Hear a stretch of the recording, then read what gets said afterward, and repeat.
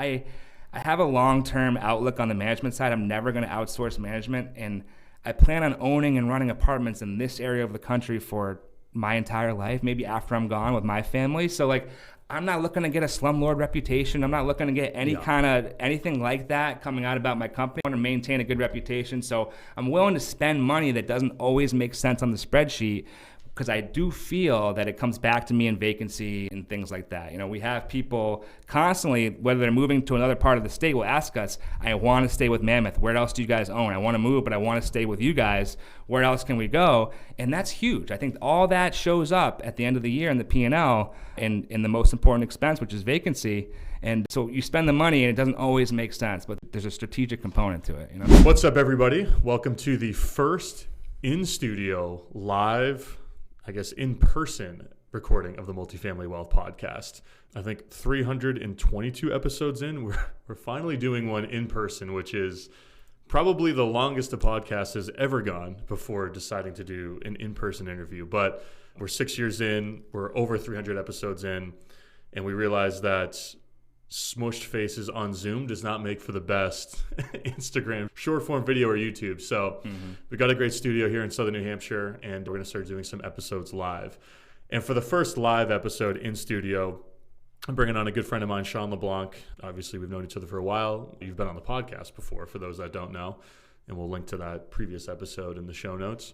We've done some deals. We're going to do a cool new segment at the end of the show where we dive into one of the deals that we've actually done together.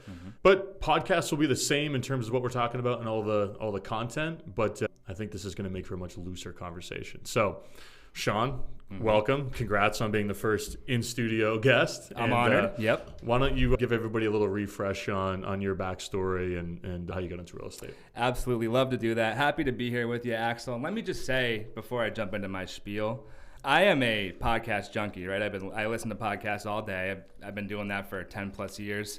And for a while there, it was like an embarrassment of riches in the multifamily podcast game. It was like 2020 to 2023, my feed was full. Every morning I could have a guy in a Ferrari talking about syndicating thousands of units in one year and give me tons of FOMO, make me super motivated. And then over the course of the years, as the market shifted, it's like these guys just started dropping like flies. The podcast stopped getting uploaded. Some of them were showing up in the news, giving properties back to the bank, doing capital calls. And you, Axel, you've been up here in New England just chugging away, multifamily wealth, consistent schedule. Too stupid to quit. Yeah, exactly. I think it's like mirrored your business, right? You stayed consistent, you stayed disciplined, you stayed in New Hampshire in terms of market, and you've been successful on that front. You've been probably the most active buyer in our market while putting out the consistent feed for me to listen to, every week. So I just wanted to give you those kudos up front. But having said that, happy to be here, honored to be the first one on video. As far as me and my story, I'll give you the cliff notes. I've given this story quite a few times, but I'm a real estate guy, right? So I'm an ambiguous kind of real estate operator. That's what I do full time now. How I got started, I graduated college in 2012. I'm 35 at the moment. I didn't have a lot of direction in terms of what I wanted to do professionally. Jumped into a few sales jobs and just like very quickly had a negative reaction to the W-2 life. I just couldn't do it. Wasn't for me, didn't match up with my personality. Found my way into the mortgage business just kind of by chance through a family friend, which I guess essentially put me on the real estate track or mindset, so to speak. And then from there, combined with being like, a 20-year-old guy where it's like a very anxious time in a young man's life, right? Your early 20s, you're trying to figure out like, what am I going to do? How am I going to be successful? You feel like time's somehow running. It's just a very anxious feeling and energy that consumes you in that period of your life. And that sent me down a lot of different rabbit holes of personal development, but being in the mortgage business kind of shifted that towards real estate. I could speak the language. I understood the financing side of the business. And eventually I just became consumed with the idea of being an investor, a full-time, operator, multifamily guy, and just dove deep into that rabbit hole and just tried to learn everything I possibly could. That's kind of like my personality. If I get interested in something, I want to just be a total expert at it. So went down that rabbit hole, was continuing to find some success in the mortgage business, always had kind of one foot out the door towards real estate, started building the portfolio on the side. Got to, I believe it was 17 units. It was like a duplex, a 7-unit and an 8-unit. At that point, couldn't do the two things anymore. I was like, my mind was just so focused on the real estate side of things. I let my mortgage license expire, got super aggressive trying to grow the portfolio, took tons of risk, got to like 60, 75 units pretty quickly after leaving my mortgage job. And at that point, I found myself kind of living a mom and pop landlord lifestyle. You know, I was like doing a lot of everything myself and managing myself, and decided to pause, professionalize my management business, and start chasing some bigger deals. And then since then, partnered with you on some larger transactions. I've continued to build my portfolio of small to mid-sized multifamily on the side.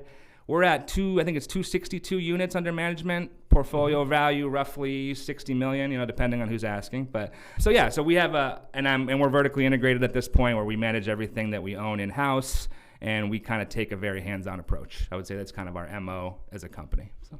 Love it. Yeah. No, and that's great context. And I'm going to skip call it the first 17 units, right? Yeah. Which is the amount of basically the deals that you did that from day one as a real estate investor to leaving your or no longer brokering loans, I believe is kind of when you stopped doing that, right? So, and then you just said, took a lot of risk, got really aggressive, got to 65, units in that realm.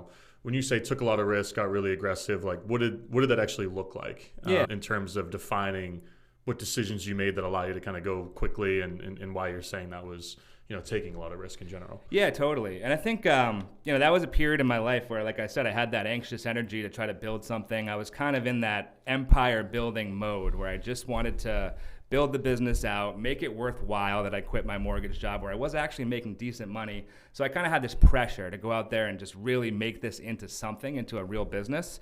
And I took tons of risk. I put every dollar in, then some I had, to get into every possible deal that I could. My deals were not well capitalized. It wasn't well reserved. I was using credit cards, doing all types of creative stuff, seller financing. It was a scrape and a claw just to build the portfolio. And I was lucky that I was doing that in a market that was hot and that was increasing, which probably bailed me out of a lot of those situations that could have been pretty dangerous. And but quick pause too, this is like what, 2019, 2020, correct. 21? Yep, right around that time period. And I was just scraping and clawing everything I could. I wanted to get into the property. I wanted to increase value. I wanted to pull my money out as soon as humanly possible, and then I wanted to roll it right into the next deal. And that was my only focus. And I was scraping and clawing. I was, like I said, I would taking money from friends and family who had any interest in investing. I was happy to take a check and just doing everything I could to grow the unit count, grow the portfolio, and grow the business.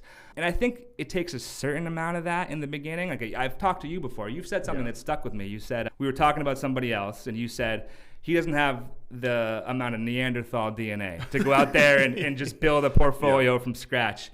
And like there's a period where that I believe is necessary, where you're just out there doing things that like on paper may not make a lot of sense in terms of a risk assessment, but you're just grow or die type of situation. So I was in that mode for a few years, and it worked. I got a lot of deal flow. I was calling sellers every day. I was really just hustling as much as I could to just grow my business, grow the portfolio. Yeah.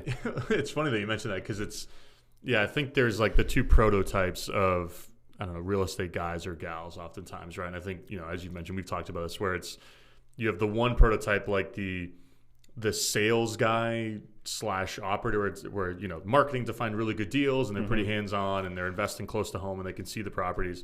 And then you have like the analytical spreadsheet type of guy or gal who just loves to live in Excel and underwrite, and is talking about all these different assumptions they could make to justify doing a deal or whatever, but like they're not really going out there and hammering the phones to find the deal, and then they're not up the contractor's ass to make sure they're doing a good job when they're renovating the units, right? And I would say both of us are the first type of investor, broadly speaking. Something that I think that you've done really well comparatively to other folks that are buying deals where we do deals is, and I would assume this started early, and this is, I guess, what I'm going to ask you is, you guys do a great job now of renovating units quickly, on budget, at the right finish, and have a great grasp of that component of the business, which I think personally is one of the harder things to quote unquote get really good at. Requires a lot of oversight, requires a good team, requires you to be hands-on, to be dialed in, all that stuff. When did that, kind of start in terms of, is that something that you described yourself as being good at as you started, that kind of hyper growth stage of going from that 17 to 70? were you the type of guy who was on site all the time at that point in time, or what did the infrastructure at that time look like from a construction standpoint? Yeah, great question. And I want to touch on a lot of those things you said about the spreadsheet guys versus the more hands-on guys. But yeah, it was a natural progression for me. So I quit my job and I had a small portfolio of 17 units. I felt like I couldn't justify hiring a property manager. I'm like, what am I going to do all day? Yes, I'm going to do a lot of acquisition activity, but like I'm really going to pay someone to go do the maintenance call when I'm sitting around here doing nothing anyway, and I just quit my job. So at first it was just a necessity, and then as I grew and became more of a professional operator around that 60, 75 units, I just realized you have to find an edge. And I saw, like you said, there was kind of a couple different paths this career can take. And it was like, am I going to be like the suit and tie spreadsheet guy who's out there, raising money all the time? And those guys, to me, and look, there's a lot of them that are way more wealthy than I am, so I'm not knocking the business model. But they're more like financial engineers. Like they're kind of like selling a financial product almost. It's like it's almost like a financial advisor, where it's like they treat the multifamily almost like an instrument to produce return. Whereas like I, just by the natural progression of my career, I look at every property from a management lens. So when I'm walking a property, I'm thinking, how much time, effort, and brain damage is it going to take to run this property the way it should be run? That's my main focus, is like, how much work is it going to be to get this thing operating optimally?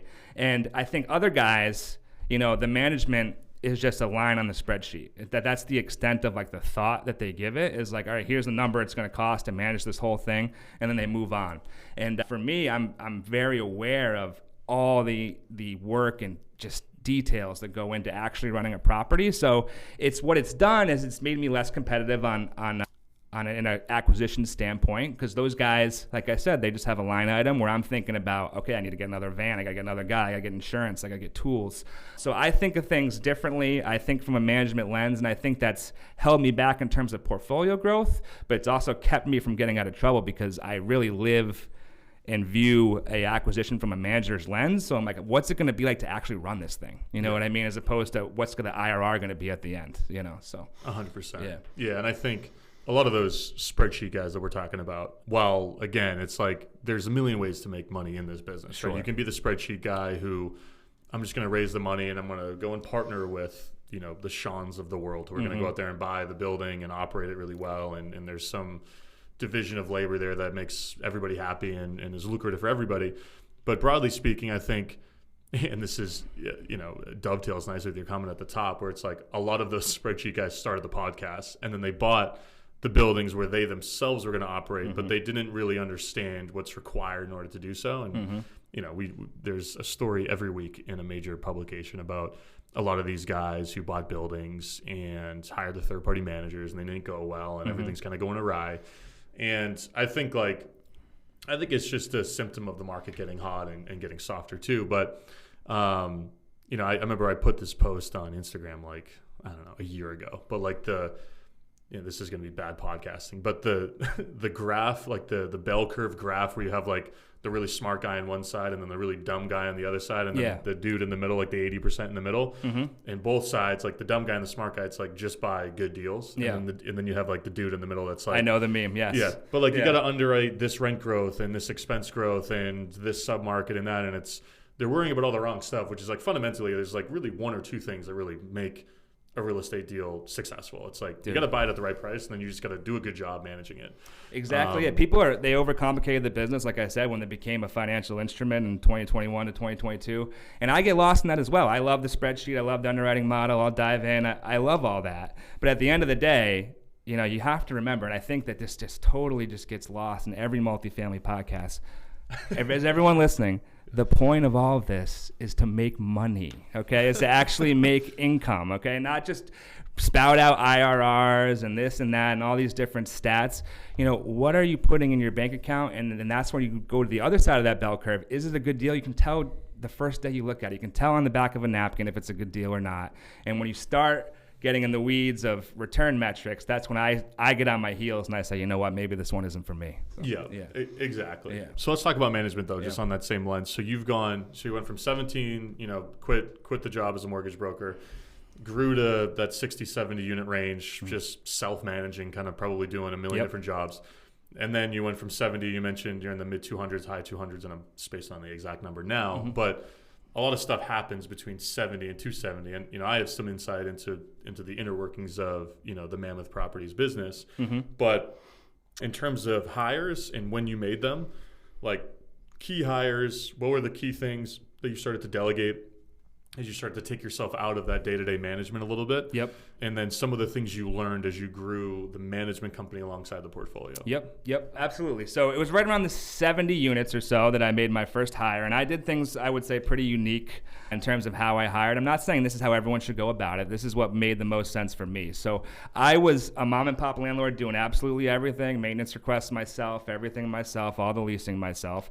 And at 75 units, not a lot of units, that does take up almost a full-time schedule, especially the type of stuff that I was owning and managing at that time. So what I decided to do is, as opposed to, bringing on like an admin or someone to help with leasing and taking one thing off my plate at a time, I took a different approach. I almost treated it like a startup where you have like this seed fund and you're going to fund the company up front and you're going to hope that it works out. That's kind of the approach that I took. So I sold my best performing asset. I made $250,000 net. I parked it into an operating account and I burned through it by hiring really, really high level people. I think we made 3 hires in the first year. And then by the second year, we had 6 people. Now we have 8 people on staff. And my guys are high-level dudes, right? So yeah. I pay them extremely well. The reason that my team, I think, is the best management team in the area is because my guys make more money than everyone else, and that they're paid for their performance. So I hired a very high-level COO or director of operations, whatever you want to call it.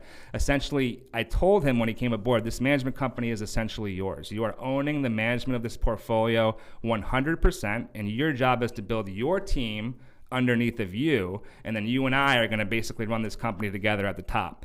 And I found the right guy. I got very lucky, and shout out to Troy, and put him in place, and he made 2 or 3 hires within a matter of months, and we were off and running. And we were not profitable until right about when I ran out of that 250 grand. Okay, so like it was getting pretty close.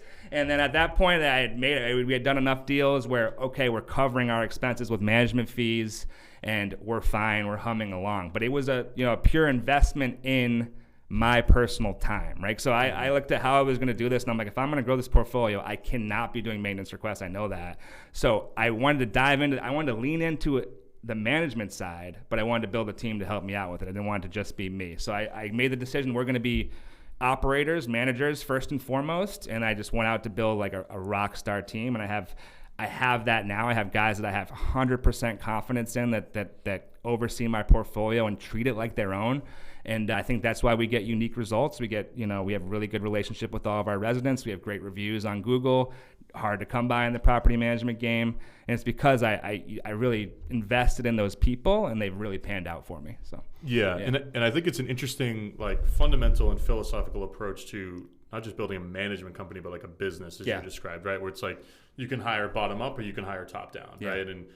And the approach could be different for different people depending on like what your end goal is, where yours is like, or was, I want to build a long-term sustainable business here. And I know that we're going to keep buying more and more real estate. Exactly. So like, I'm going to grow into the intersection of where this becomes profitable.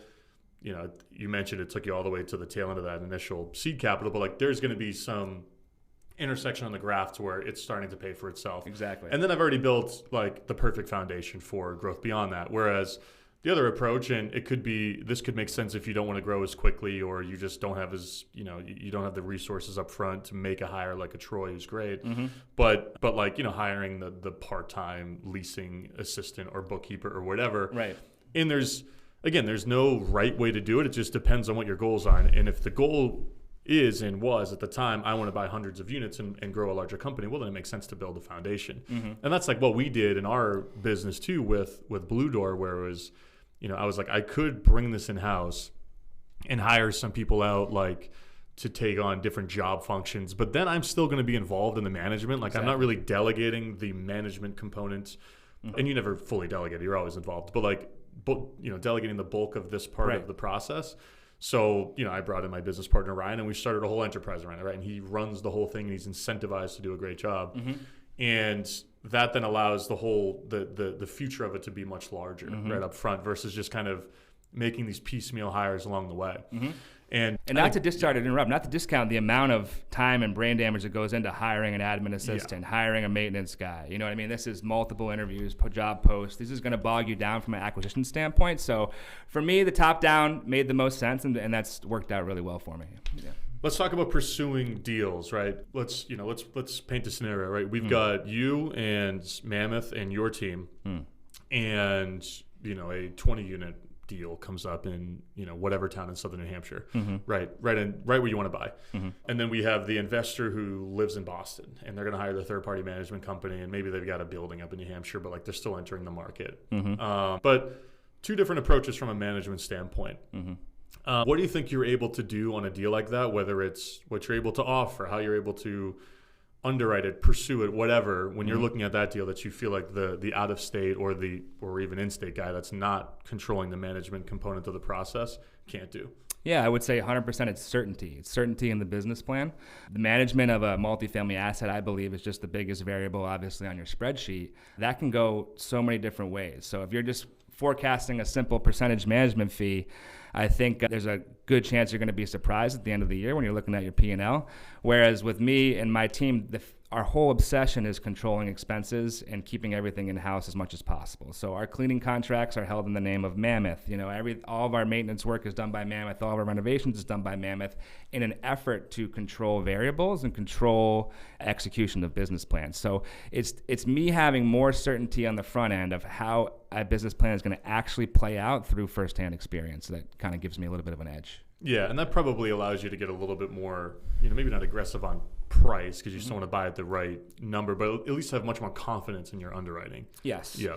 I would say confidence, yes. And there was a period in the market where it would allow me to be more aggressive on price because I can renovate cheaper and quicker than most other companies. So in a heavy value add context, I would say yes, it's a huge edge. In a deal that's marketed on market, I think it's what makes me unable to compete because I have a realistic idea of what things actually cost. Also true. And those guys are just looking at a pro forma thinking it looks fantastic, and I kind of have enough experience and enough hard knocks to know that's not usually the case, and it ends up with me taking a too conservative approach and not being able to compete on price. Overall, I'm happy with where we are. The portfolio growth's been slower than I want it to be, but I've stayed out of trouble, which I think is the biggest thing. As you get more established in this business, it becomes less about the home run, more about keeping it down the fairway. And going about my business in this way, this slow and steady way, has ultimately been a blessing, even if I had, a lot of FOMO along the way, watching some guys rack up unit count. I think we all have some FOMO. Yeah. But yeah, it's funny. Like I can't remember who said this. Some big investor. I don't even know if it was like a real estate guy or not. But like, I'm going to botch the saying, but it's like we suffer from knowing the numbers, right? Yes. And that's something I tell Justin, my acquisitions guy, every once in a while. He's like, we're all excited about a deal. He looks at it, and then I go up there and I look at it in person, and I'm like, dude, I think a lot of these numbers have to change. And it's like, but that comp down there sold for this and this, and it's like, well, unfortunately, I've seen too much to even lie to myself in any remote capacity around what it's going to cost to renovate this building and run this building and all that. And it's like, you're right. Like oftentimes longer term experience has a way of, unfortunately, just showing you too much to where you end up bidding yourselves out of contention on a lot of deals when the market gets hot. But again, we're, it's the inverse of we're here for a good time, not a long time. We're here for a long time. We're maybe not here for a good time oftentimes in the shorter term. Exactly. And that has to be the mentality. Exactly. And on that token, it's like, you want to enjoy the ride along the way. So being so in the trenches along with in the management will hold you back in acquisitions because there's been properties that I know I could have made a lot of money on. I didn't want to send my guys in there. I didn't want to have them dealing with the tenant profile that was there. And whoever bought it probably did great. And they probably slapped third party on it, sold it in a couple of years, and made a lot of money. I'm dealing with these guys every day, seeing them every day. I don't want to send them in. I'm not going to buy it. You know what I mean? So I miss out on opportunities on that front as well. But again, ultimately, it's been a blessing. So that makes sense. Yeah. Let's talk about what a typical value add kind of business plan looks like for you. And we're recording this March 2026. You buy, let's just use that same example I was using. You buy that 20-unit building in a Manchester or a Nashua or Southern New Hampshire or wherever. Long-term owner, rents are a little low, C-class deal. Like, what are you trying to do maybe even before you close in terms of like getting yourself prepared to attack this whole business plan and get going on this, what do you do immediately post-close, and like where's your head at in terms of what you're trying to accomplish, like, you know, shortly after you actually close on the deal? Yeah, I think I've learned over the years that, speed kills in value add real estate. I think that speed is so important and so underrated. And when you're looking at a turnaround type of deal, right, whether you're looking at some heavy renovation, some heavy tenant turnover, in those situations, what I've learned is dial that budget in as extremely tight, and then you can never start soon enough. If you can start prior to closing, that's best. But we start day one, and we jump right in with tenant welcome letters. We lay out for the tenants exactly our plan for the business, for the property, and let them know what we're planning on doing over the course of the next 12 months. And then we just execute. So we don't do anything, we're not reinventing the wheel on acquisitions. I'm looking for value add deals where I can see a delta of $200 or so between market rent and current rent, and I can see an opportunity to make that delta $300 to $400 on a renovated unit. Basic stuff that everybody's looking at. It's the execution that we really focus on, and really it's just a function of it being my company and my guys working on my properties, and me having that attention to detail and really kind of pushing the issue on the renovation front that allows us to move through things pretty quickly. But that's the focus. We want to get that property turned around and basically have a new identity, a new feel, a new aura around it, within 6 months or so. We want to really try to work through the major issues first and quickly, and get through that process as quick as possible. I've learned over the years that if you try to drag out a renovation or a value add, just the longer you wait, the more variables, the more issues you're going to have. So it's just get in there and execute as quickly as you can. And then, like, tactically speaking, so, are you doing common areas like right after you close, or are you doing exteriors, and like what do you typically like to do? I'm just going to use common areas, exteriors as the two examples. Do you try to do the rent increases before you start doing stuff, like in terms of like the order of operations, broadly speaking? I know each deal is a little bit different, but sure. Like broadly speaking, what do you typically do, and like in what order? Yeah, absolutely. So for a very long time, I started with common areas and exterior, and we would do common areas and exterior renovations week 1, week 2. What we learned on that front is that typically in a heavy value add, you're going to have a lot of turnover in those first 6 months, and those common areas are going to be completely trashed. I think it can still be worth it in the right situation. It's just a token of good faith to the resident base, but we've moved away from doing common areas right away, and we focus on a big exterior value add right away. So like we just bought a 30-unit deal. We re-sided all the buildings immediately upon taking over. We changed the signage immediately upon taking over. We changed the light fixtures immediately upon taking over, and got the whole place on the outside looking better. And it just sends a message to the tenants. We're not just going to jack your rents. We're here to actually do something with this property. We're looking to improve your resident experience.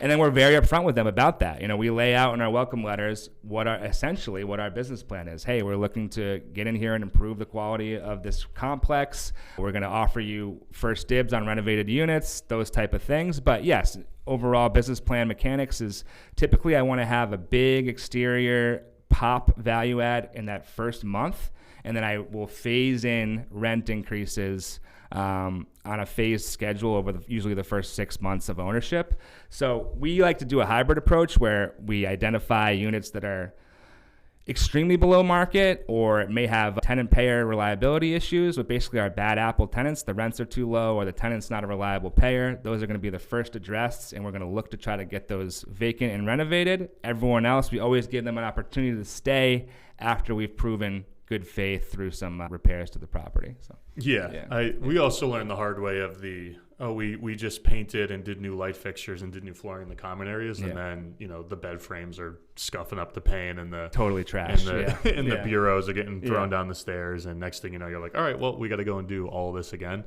But I think what a lot of people have challenges with, or investors have challenges with, is like, I want to, like in a moderate to heavy value add, show everyone that I'm investing in the property, but the people that are living here may not be the ones who are living here in 6 months, 9 months, 12 months. Mm-hmm. And our internal lens has always been, what can we do here that won't be damaged and that has a longer term staying value, right? Mm-hmm. And usually it's like the common area is not going to be the best place to start. We always want to like pave the lot early too, but even then it's like, it's hard to coordinate the paving of a parking lot with all the tenants' cars that are there that may just get a rent increase notice, and that might create some conflict. Mm-hmm. It's like the stuff that's low impact, like replace these crappy windows and do replace some of the exterior doors and paint the trim, like the stuff that is low impact, but has a high effect on, or has a high, upside on curb appeal, I think is typically what is easier to do up front. And then at least you get that goodwill when you start trying to roll out those increases. Yeah, the goodwill is a huge part of it. Like strategy is a huge part of it. Like siding as a multifamily operator is a hard thing to put on. I mean, it does not usually increase your risk. So expensive and does not usually increase your rents. So that's why you'll see a lot of these buildings looking pretty crappy on the outside, is because it's a very tough proposition for an owner to reside a rental building that's occupied. Yeah. So having that $60,000, $70,000 in our budget for that 30-unit complex, mathematically, does it make perfect sense? Probably not. You know what I mean? Yeah. We probably aren't getting the dollar for dollar increase in rents after the siding goes up, but it gives that token of good faith, and that goes into like how I'm just choosing to run my business. Like I have a long-term outlook on the management side. I'm never going to outsource management, and I plan on owning and running apartments in this area of the country for my entire life, maybe after I'm gone with my family. So like, I'm not looking to get a slumlord reputation. I'm not looking to get anything like that coming out about my company. I want to maintain a good reputation. So I'm willing to spend money that doesn't always make sense on the spreadsheet, because I do feel that it comes back to me in vacancy and things like that. We have people constantly, whether they're moving to another part of the state, will ask us, I want to stay with Mammoth. Where else do you guys own? I want to move, but I want to stay with you guys. Where else can we go? And that's huge. I think all that shows up at the end of the year in the P&L and in the most important expense, which is vacancy. And so you spend the money, and it doesn't always make sense, but there's a strategic component to it, Yeah. And I think those big ticket items like a siding or, a roof, sometimes you have to replace the roof because it's leaking, but outside of like it actually being functionally an issue, maybe you got the 25-year roof, it's faded shingles, it doesn't look that great, but it's still keeping the water out. But it would increase the curb appeal if you did the new roof. Right. But it's like, are you going to get $25 a unit more in rent? Probably not, right? It's probably not going to translate to that. But that's a situation where it's like, if we're going to own this for 5, 7, 10 years, by the time we go to sell, we'll have earned enough value from actually investing in a big capital expense like that for the next buyer or whoever might be the next owner of it. Interesting question, but outside of finding deals, which is always perpetually, I think, everybody's biggest challenge or biggest objective, especially right now, right? In the real estate business. Outside of finding deals, what would you say is your biggest challenge within the business right now? Oh, it's directionally, it's kind of just big picture directionally where to take the portfolio. You and I, you more so than me, are younger guys, and we've been doing this for a decent amount of time now, over a decade, but let's just, address the elephant in the room. We've had a great market the whole time. Exactly. We've had no pain that we had to experience. So I have a bit of paranoia, about something happening with the market. I tend to go around and preach that real estate is the best, at the end of the day, with all factors considered, the best asset class that exists. I still believe that. I think lately there's some political concerns with rent control and things that could have a big effect on my business. So I have a little bit of paranoia about where the business is going. And now that I have a decent amount of employees on my payroll every month, I'm feeding multiple families that rely on Mammoth for their living. I'm really just become way more conservative and just trying to take a long-term approach where, hey, if I can just keep it down the fairway and do this for another 30, 40 years, the portfolio is going to be big enough at the end. I just can't be obsessed about where it is right now. And so I have a lot of hesitation where normally one of my strengths is I make very clean decisions, I stick with it, and I execute with full certainty. I'm having trouble getting that feeling in my gut where I'm like, yes, this is a deal that I want to move forward with this. This is the right move for our business. I have a lot of pause, a lot of hesitancy about just general market dynamics and political climate, and just the fact that when's the shoe going to drop, or is it ever going to drop? So I would say that's the biggest thing holding me back right now. I have a clear picture of where I want to be long term. It's just a matter of over the next 5 years, what exactly is it going to look like? So yeah, it's funny. It's like, again, not that we're older, but even just when you're 24 or 26 or whatever, that's not even a thought. No. Is the real estate market? You're like, I'm just trying to get a deal done. That's literally the only. You're not thinking about this existential stuff around the marketplace. But no, I have the same thoughts myself. Where November in Massachusetts is going to be a pretty big indicator of what the future of New England real estate, New Hampshire real estate looks like when they vote on the rent control piece. And it's like that'll probably drive a lot of decision making in the short term as it relates to what we do, what people in Massachusetts are doing.